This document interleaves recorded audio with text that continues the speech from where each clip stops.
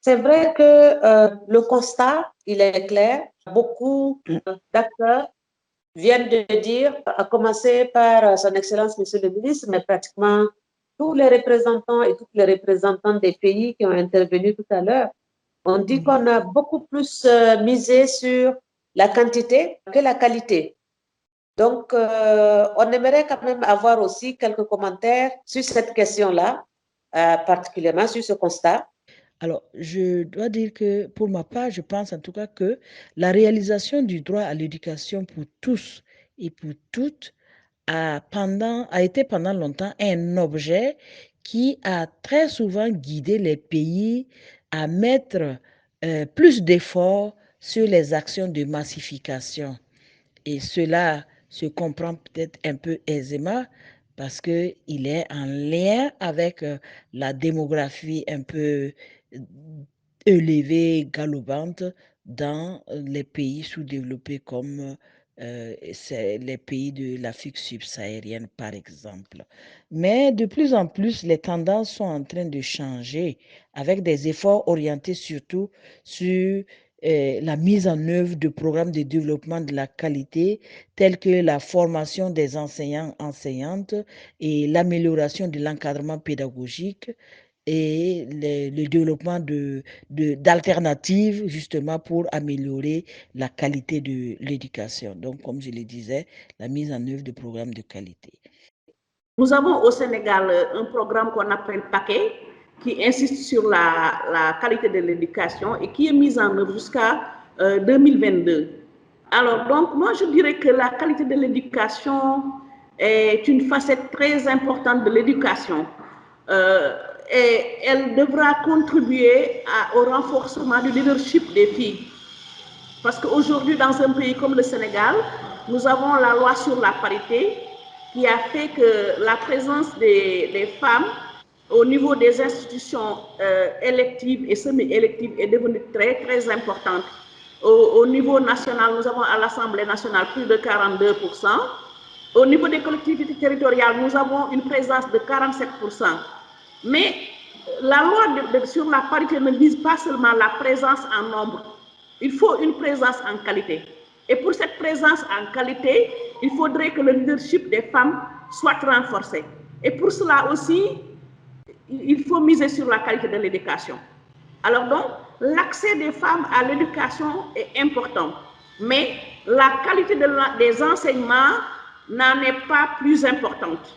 Alors nous avons aujourd'hui besoin dans nos pays en voie de développement, dans nos pays émergents, d'une éducation de qualité pour que les filles puissent se renforcer et combler des gaps. Combler des gaps parce que même si la loi vous offre des opportunités et que vous ne prenez pas votre courage entre vos deux mains et que vous n'avez pas confiance en vous, en somme, vous n'avez pas un leadership confirmé, vous ne pouvez pas prendre ce qui vous appartient.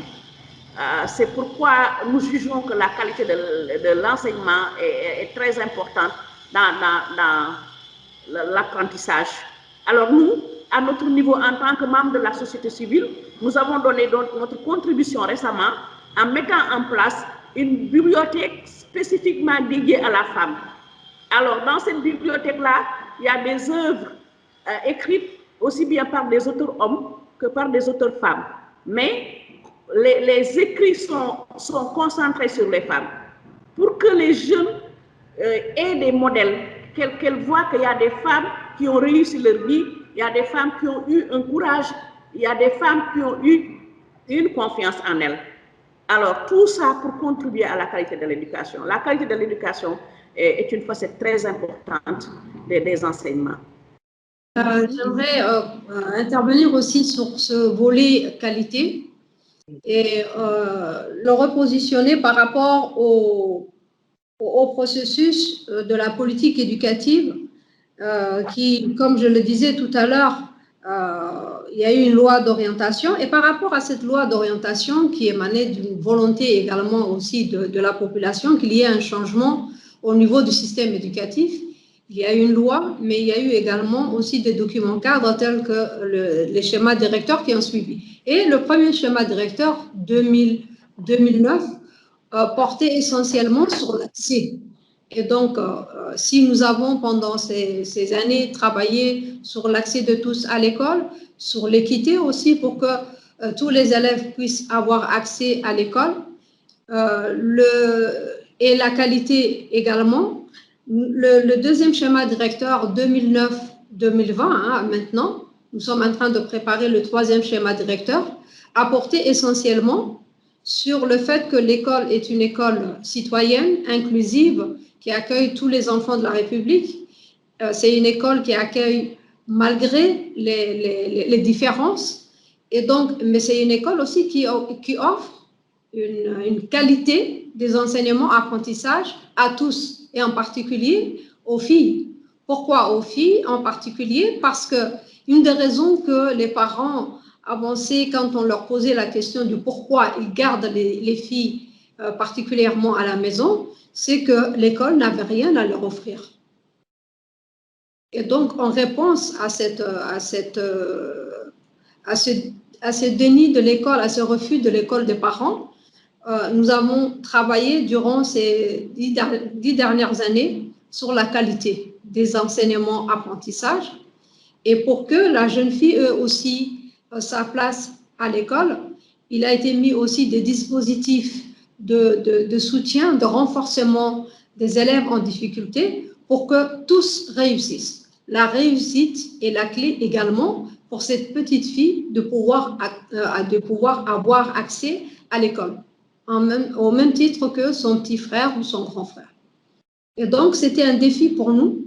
Ce défi, nous l'avons inscrit cette année dans un grand projet de transformation de l'école djiboutienne, et dans ce projet, la qualité a la part belle.